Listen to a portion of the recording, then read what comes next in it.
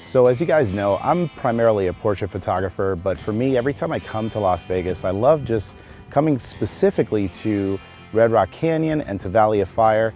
And usually I'm having to travel with a lot of equipment, and I'm always at that limit when I get to the airport. Usually either 50 pounds if I'm flying economy or 70 pounds if I happen to travel first class, which doesn't happen as much as I would like. But so I usually end up needing to have a tripod, but I need something lightweight.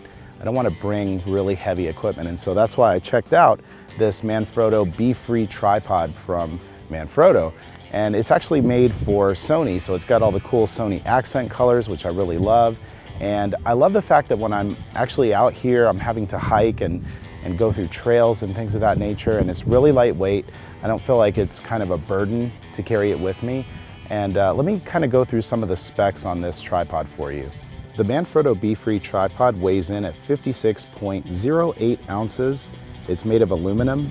It has a minimum height of 15.75 inches and a maximum height of 59.45 inches. The maximum height with the center column down is 50.39 inches.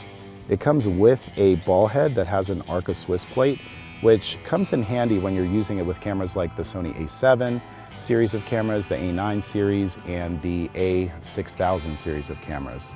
It actually has a really good amount of payload that it's able to handle. You could actually put up to 17.64 pounds onto this really small tripod, which I think for most people, if you're shooting with a longer lens on something like the A7, which I'm gonna be shooting all day with the A7R3, but you could bring out something like a 70-200 or a 100-400, and you won't get anywhere even close to hitting that maximum payload that this small tripod can handle.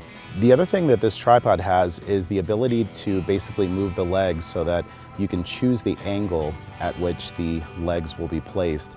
So as I was kind of climbing up some of these different rocks and having to be kind of slick with how I maneuvered the tripod to get it nice and stable and steady, I was able to do that really easily by just moving the legs and opening them up and basically getting the angle that I wanted to get for my shots.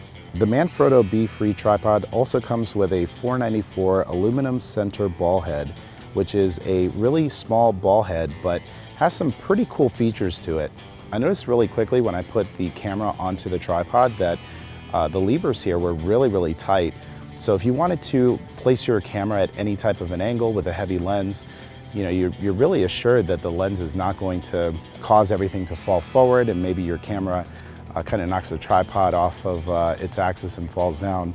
Felt like everything was really secure, really steady, and I trusted my really expensive equipment to sit on the tripod. So you've got kind of two stages of tightening on this ball head. So you'll notice right here, this thing is really loose, but yet this camera is not moving at all. And part of the reason is that you have this little dial here, which has the plus and minus.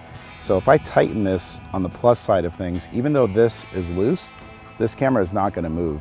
However, if I kind of go to the negative side, now the camera's nice and loose, I can move it around, kind of set this thing up the way I want it.